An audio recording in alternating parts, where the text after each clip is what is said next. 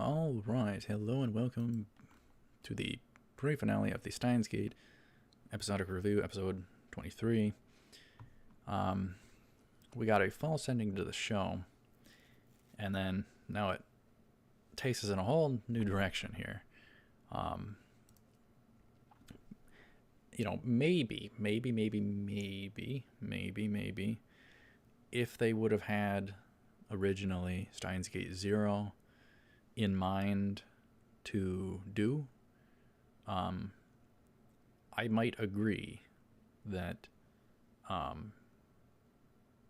episode 22 would have been where to end it, and then have kind of 23 and 20. Well, not necessarily because that one bit, but maybe potentially 23 and 24 to be at the end of Steins Gate 0. Type of a deal. So, who knows? It's just casual talk and heat of the moment. So, Suzuha contacts Okabe despite him fixing everything. She wants him to help her stop World War III. And she has time traveled back from 2036 yet again. All right, so we get to 2010, 08, 21 at 1732. Suzuha explains that by 2036, that 5.7 billion humans are dead from the World War III events. Okabe refuses to help Suzuha after all he has done and had to sacrifice aka Makise, to fix everything. Mayuri is confused about things, and Daru recalls that Makise was stabbed days ago. Suzuha explains in attempts to convince Okabe to help her that on July 28, 2010,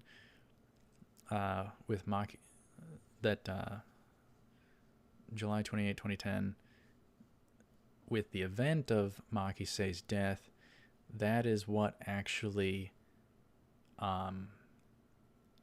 jumpstarts, kicks off World War III. That is the critical event, and that she needs his help to find a way to allow her to survive, and yet not change anything to left and right, or otherwise everything will get ruined. Everything that they have done, everything in the show so far, everything Okabe went through. That's why he's not wanting to gamble this one. Just everything on the line to fix things yet again. Talk about weight. Saving the world once gets tied into saving the world twice. He's risking everything. It would be saving the world. Yeah, he's risking saving the world once to save it twice, so kind of both in one. So she's trying to convince him. She says, "My mission is to rescue Makise. Would that change your mind? To save her. That will shift the world line to beyond the divergence barrier, free of the attractor field that they need to reach."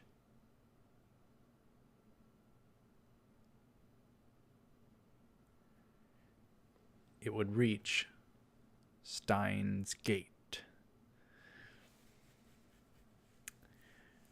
Okabe is in disbelief. Of course, he's not going to be easily marketed to at this point after everything. Suzuha says it's his own plan, but she's unsure of it. Okabe's own plan. Steins Gate may not exist, but it's worth a shot. Suzuha asks her to for him to take her hand if he wants to try it. Mayuri wills Okabe to save Makise with this chance. Daru finds that Okabe is suitable for the task, and Okabe, although he was reluctant and hesitant to save Makise, he definitely wanted to save her, so he's bribed here with the very thing he wants.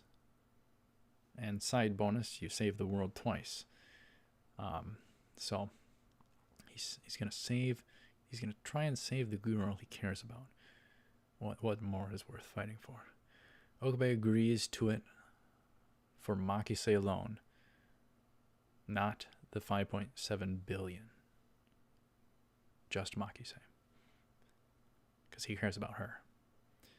Suzuha explains he can't take his cell phone or it would unleash havoc upon everything. It would mess with everything and,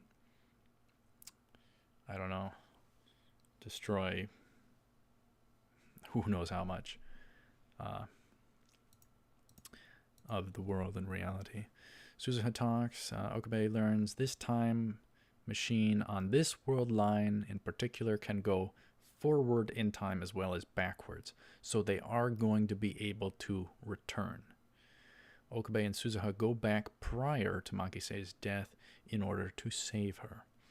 We get to 2010, 7:28 at 11:51. They land atop the roof. Suzuha gets out.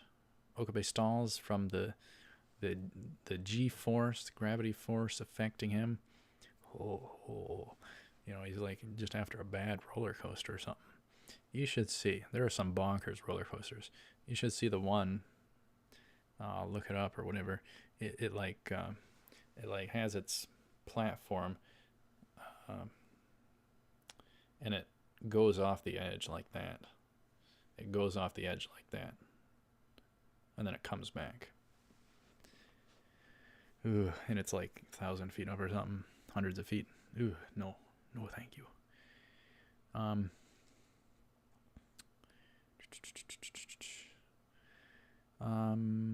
Where are we? Suzuha is armed. She's got a silenced pistol. She shoots the rooftop door lock open. Suzuha informs Okabe not to meet his past self, but focus on saving Makise, and that she'll prep the time machine for when he gets back. Okabe evades himself and Mayuri. Pretty bonkers. I think this goes into the grandfather paradox, where if you meet your past self, it would botch everything. Okabe runs into Makise. He and I got to be careful this episode. Maybe at the end say something if I remember. But Okabe runs into Makise. The original Okabe runs into this world line's Makise, who's going to die. He calls her by name and goes to touch her. She picks up she gets kind of startled or whatever, kind of slaps him away, and she drops her papers. She picks him up and, kind of defensive of herself. He was about to say something to her, but he runs off as the press conference of Dr. Nakabachi's soon begins. Okabe disrupts the conference. His past self, and Okabe, his original self, hides at the spot of her death, and she starts reading nearby with papers on time machines. And here's where, after the conference bit, Dr. Nakabachi arrives to talk to Makise.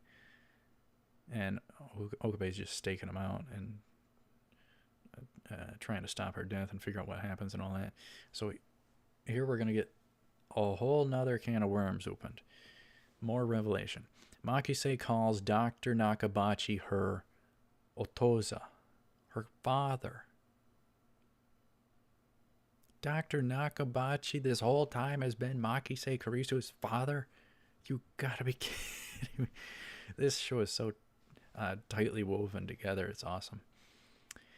She gives him her own papers to read and make up and to patch up their relationship, make everything okay, because she hates him, or he hates her. He hates her for her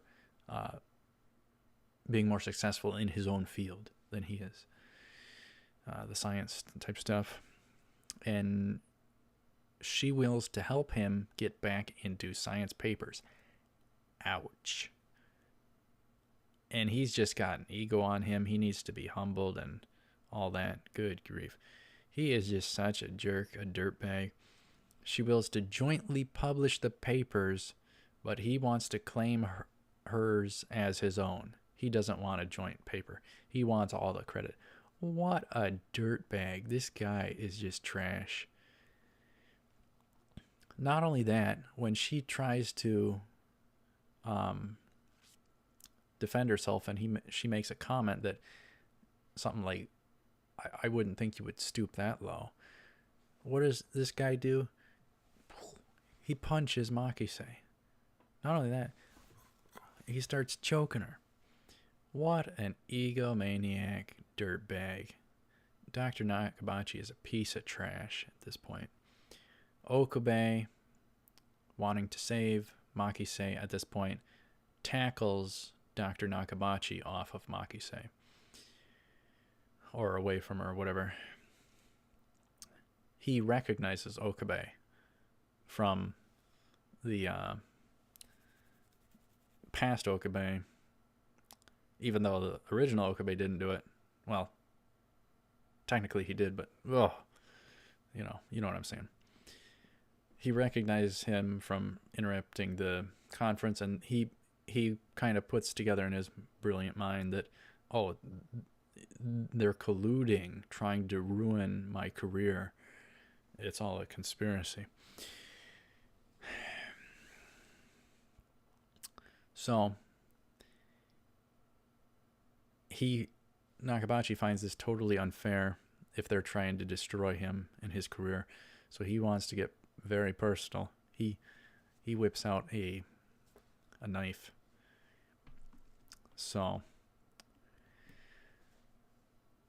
Okabe must, number one, protect Makise, and number two, evade the whacked out Dr. Nakabachi with a knife. Okabe runs after the dagger after knocking it from him. So Nakabachi grabs the next best thing he can find, which is a screwdriver nearby. And he runs off to kill Makise while Okabe goes for the dagger. Okabe, while he's just about to thrust it at her, and with her stopping him, but obviously, and then she's being choked, it's just insane. Absolutely insane.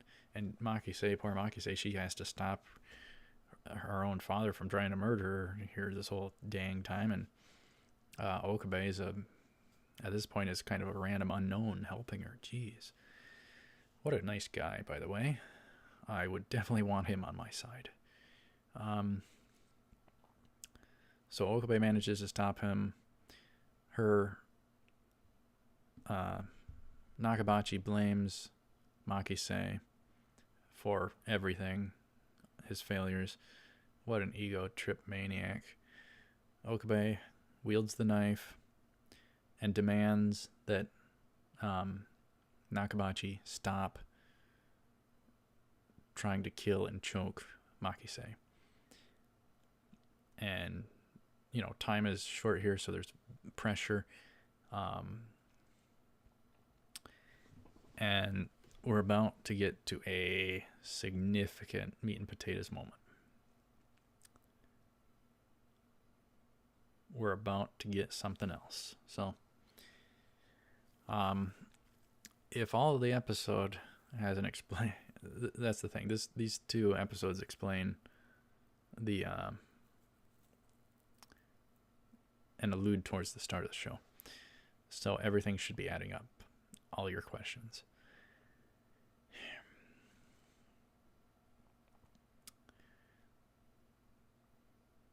Okabe charges Nakabachi,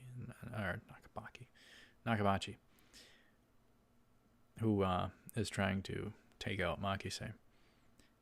They're right next to each other. Okabe charges Nakabachi because he won't quit. He won't quit. He wants Makise toast. Okabe charges with the knife.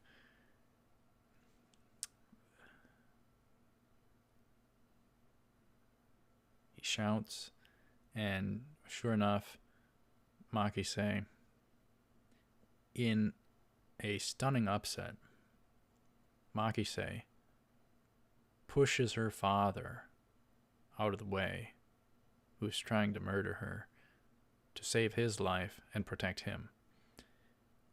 And thus, Okabe in full charge, he delivers the hit. Okabe stabs Makise, the very person he was trying to protect and save and cares about and loves. I don't know how you find better writing than that. Good grief. And her piece of trash dirtbag father, in the nicest way I can say it, talk about him, he starts laughing at them. And, essentially says that they deserve it. What the heck, man? What the heck? Whacked out father, jeez. Nakabachi, what the heck? Makise,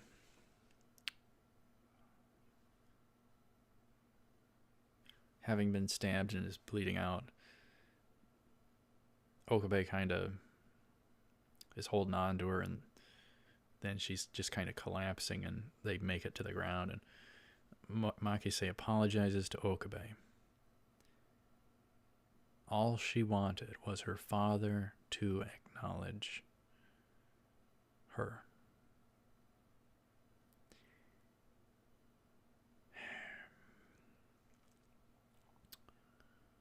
That's the thing. Some people can have too high standards or too low standards.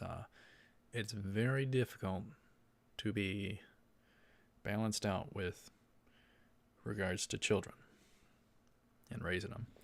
It's hard to keep perfectly balanced. You can't have too high standard where it rubs them the wrong way, but you don't want to have too low standards so that they don't try, type of a deal. So it's like always this delicate balance type of a deal. And then Makise starts talking about how she's afraid to die. Good grief. Hasn't this guy been through enough? Hasn't Okabe had enough? He's the poor guy. He's been tortured the whole dang show, essentially. Or at least the second half.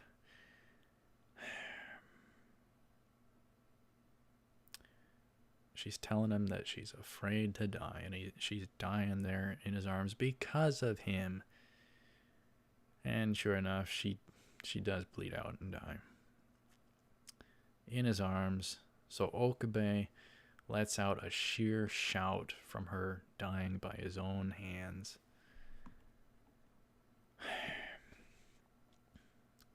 Remember the shout from the start of the show? Remember Kurisu asking at the start of the show about Okabe trying to say something important, but she had never met him yet. And with the time machine landed on the rooftop, all that goodness. Okabe, having failed and is bloodied from Makise on his lab coat, a nice touch, by the way. Okabe makes it to Suzuha, and he's just completely demoralized. It's the worst nightmare you could come up with, essentially. But they return to the present. They time travel back to the present. He is traumatized beyond compare. And he's just repeating over and over that he killed Makise. He killed Makise. He killed her. He killed her. Having to live with that. Good grief. Trying to save someone he accidentally did him in. That's pretty bad. That would probably need some counseling. Boy, oh boy. And because he failed, he refuses to try again. Suzuha says, let's try it again. We'll time travel back and try it again. I can make one more trip back and forth or whatever. It is at this point in the show that Okabe receives a text from SG-EKP at JTK93.x29.jp. It would be interesting if those were all website names about Steins Gate that they made or something. Because JP would probably be Japan, not JPEG, because JPG, I think. So they get a text, and it says to turn on the news. And it was received at 2010-08-21 at 1812. So, having failed, they get this text, specific text. Having failed. Daru turns on the news. Dr. Nakabachi defects to Russia. The plane caught fire but landed safely due to Mayuri's metal UPA. Somehow. I guess a metal detector or whatever. So he's a jerk and a thief. Suzuha explains, or I think Mayuri definitely gives a line in there. My metal UPA, my metal UPA. Suzuha explains that it is his suitcase that actually sparks World War III. The race to time machines, which leads to 5.7 billion deaths, Nakabachi ending up with the time travel papers successfully. So Okabe finds sheer failure is the sole result of his efforts, all his efforts. Like with Mayuri, it's just going to be perpetual torment. He denies to try again and says he is done. Now, it's at this point of the show where we get another potential little onion slice. Not many times I teared up to it, but a couple of times it felt weighty. And I definitely had something, a little bit. So, Mayuri. Okabe says he's done trying to save Makise. He's done. I'm done. I'm not going to try again. I'm done. At this point in the show, Mayuri steps up to the plate, slaps Okabe to heck. She tells him, like it is, you're not the one to give up or quit. References him helping her say goodbye to her grandma when she was or wasn't ready, wasn't ready, but he stuck with her until she could. Quite a connection, boy.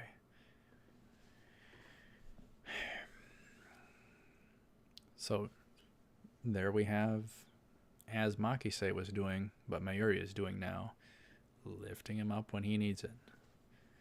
Suzuha talks of his text from July 28 that should have arrived and ought to be viewable now. He recalls the blank feed he received before. Nothing is coincidence in this show. Boy. Suzuha explains now, at this point in time, there's always something being kept from us that gets revealed, a huge reveal. Suzuha explains, of course it had to be something, that he had to fail once before in saving Makise for this thing to be, this text to be viewable now. She knew he would fail. The whole purpose was for him to fail to see that file. You've got to be kidding me. So he had to take Makise out just to see this file. So she tricked him. She withheld info. And remember, there was the thing that was blank at the start of the show. So it was sent, it just didn't get to him, kind of. But now it should work. Okabe watches a video file from future Okabe. And he talks of Makise, the necessary pain. Of course, nobody could relate to oneself other than oneself, especially oneself from the future. They've gone through even more. He talks about destiny, wants Okabe, to his younger self, to reach Steins Gate. He's got to reach Steins Gate. And he must do two things in order to reach Steins Gate. And it says it's possible. It's possible. It's not impossible. It's possible. Number one, he must destroy Dr. Nakabachi's papers. And number two, rescue Makise. He says, it is indeed possible to save her. It's not impossible. He must not alter anything viewed by the past Okabe of Makise's death, as it is critical for him to see the current file,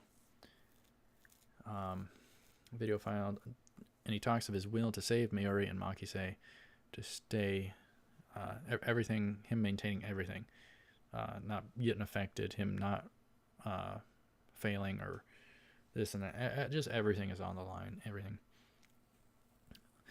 So Okabe must essentially trick himself. That's the thing. How on earth do you save someone who's toast? Okabe must trick himself. It's the only way. Trick himself that Makise is gone when she's really not. So how on earth would you do that?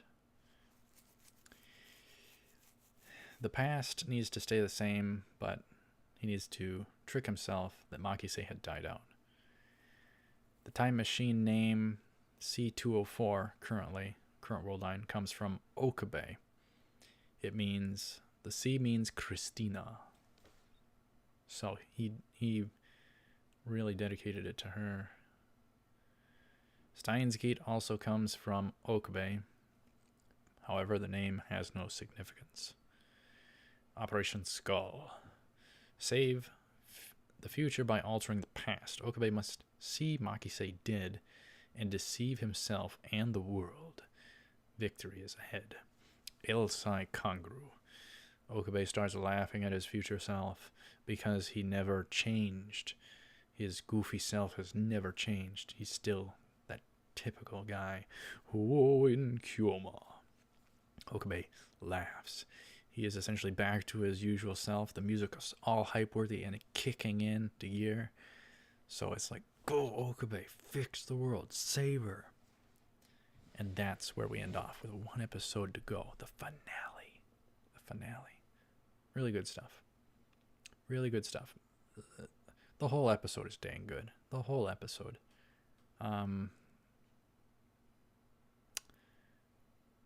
Obviously, gotta go with most meat and potatoes. Okabe trying to save Makise and stabbing her in accident. That, I hate to say it, but that, and Suzuha revealing that he had to fail first one time to succeed, or try and succeed. Those are the two top moments for me, I think. So let me know your favorite moment of the episode. Thank you very much for watching. Stay tuned for the finale. We're almost done with the Steins Gate episodic reviews. Thanks for watching, and as always, I will see you up ahead. Take care, cool.